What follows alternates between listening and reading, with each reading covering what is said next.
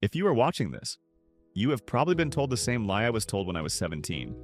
You look in the mirror, see your hairline creeping back, and everyone says the same thing.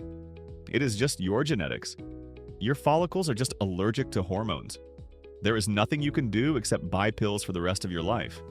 I spent 10 years and thousands of dollars realizing that is only half the story. I looked at the data like an engineer, not a salesman. Why does hair only fall out in a specific pattern? Why is the skin on a balding scalp 25% thinner and hard as a rock? Today, I am going to show you the hair loss cascade. I am going to show you why your hair is not falling out. It is being strangled from the inside out. Let's jump into my board. Alright, so look at this first section. We need to stop thinking of hair as grass and start thinking of it as a mini organ. Like your heart or your lungs, a follicle needs oxygen and nutrients.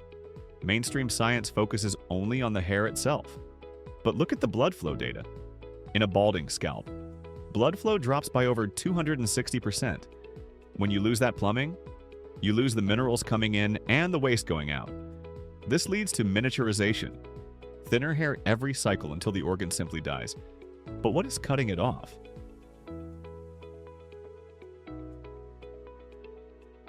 Now let's move over here. Have you ever wondered why nobody goes bald on the sides or the back? If it was just poisonous hormones in your blood, you would be bald everywhere. Notice the overlap on this map. Scientists mapped out where the scalp is stretched most tightly over the bone, specifically the forehead and the crown. The areas of highest mechanical tension match the common balding pattern with 99% accuracy. On the sides of your head, there is muscle and fatty tissue acting as a cushion. But on top, it is just skin being pulled tight against a hard skull. This tension is the trigger for everything that follows.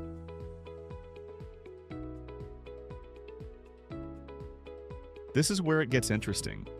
Everyone blames DHT, but look at the mechanics. When you have constant tension on the scalp, it creates microinflammation. Your body sees this as an injury. It sends DHT to the site not to kill your hair, but as an anti-inflammatory signal to help the tissue. The problem is not the DHT. It is the fact that your scalp is in a state of permanent emergency because it is being stretched and compressed 24/7. And your body is stuck in a loop?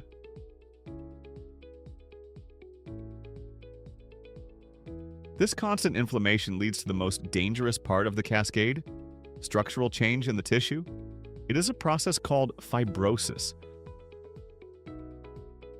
which is essentially internal scarring that turns the scalp leathery. Most people are trying to fix a mechanical problem with a chemical solution. It does not work. To actually save your hair, you have to reverse the cascade. You have to release the tension, break down that calcified scar tissue, and physically open the pathways for blood to return. Once that fibrosis is set, your follicles are literally being strangled in a straitjacket of scar tissue.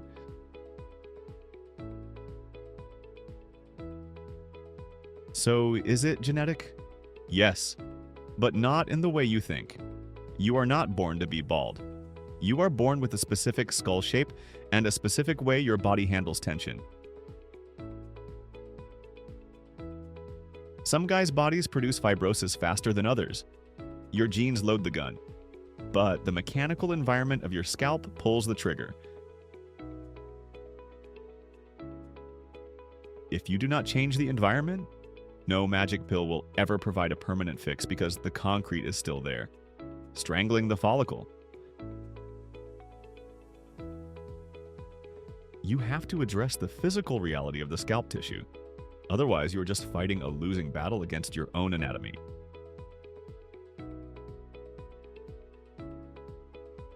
Now that you understand the cascade, you can see why most guys never get results. They are trying to solve a complex 4-stage mechanical problem with a one-size-fits-all approach. Think about it. If your scalp is currently in the fibrosis stage, meaning that scar tissue has already formed, Doing something that only targets the first stage is not going to be enough. The reason most people fail is a complete mismatch. They are using the right tool for the wrong stage of the cascade, or they are only addressing one link in a chain that has 4.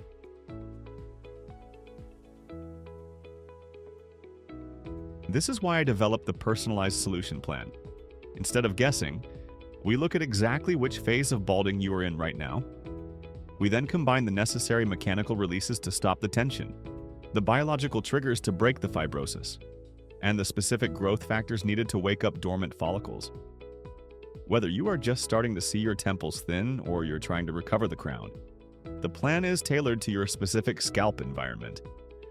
It bridges the gap between prevention, stopping the fire, and regrowth, rebuilding the house. Most commercial solutions ignore the stage you are in, and that is why they fail. And a word of advice from someone who spent years in the trenches: it is 10 times easier to save a follicle than it is to resurrect one. The best time to start this protocol was 2 years ago. The second best time is today, before that fibrosis becomes permanent scar tissue and the follicle shuts down forever. Click the link below and get your personalized solution roadmap. Let's stop the cascade and finally start the recovery.